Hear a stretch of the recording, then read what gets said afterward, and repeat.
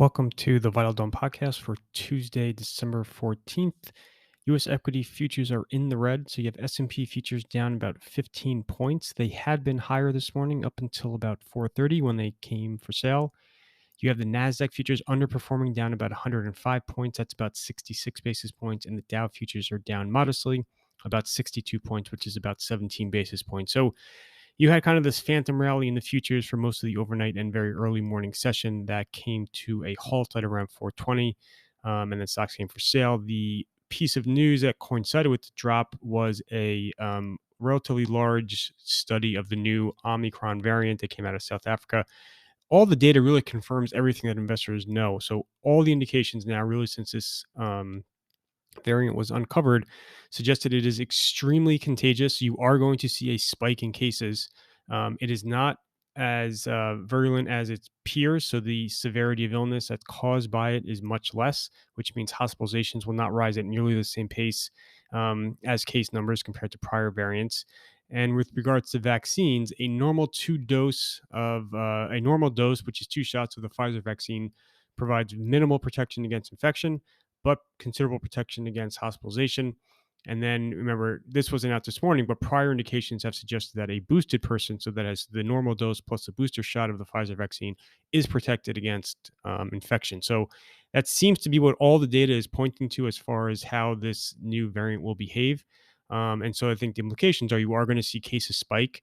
You're seeing it happen already in Europe and the US, and I think most people assume that that's going to become that trend will become even more dramatic over the coming weeks and months. I think hospitalizations and the stress that gets placed on the medical system will be less than prior variants. Although if case numbers are surging, you will see even an absolute increase in hospitalizations, that even if the rate is less than before. So I think that's the COVID narrative. I think, again, it kind of is consistent with what we've already known about this variant. It's just a question of kind of watching how it unfolds. I continue to think that travel leisure stocks will be the main vector that people will express their COVID either anxieties or optimism through. I think it will become less relevant. It is becoming less relevant to the broader tape. You are seeing various different restrictions get put in place by politicians, state, local governments, federal government, and then countries throughout Europe, as well as companies. Again, pushing back their return to the office date. But I don't think you're going to see the types of draconian shutdown steps that have taken place with prior variants. So that's the COVID backdrop. And that's really kind of the only major incremental piece of macro news today. It's another very quiet day. The calendar today is essentially empty as far as big events. It's really starting tomorrow when you have the Fed.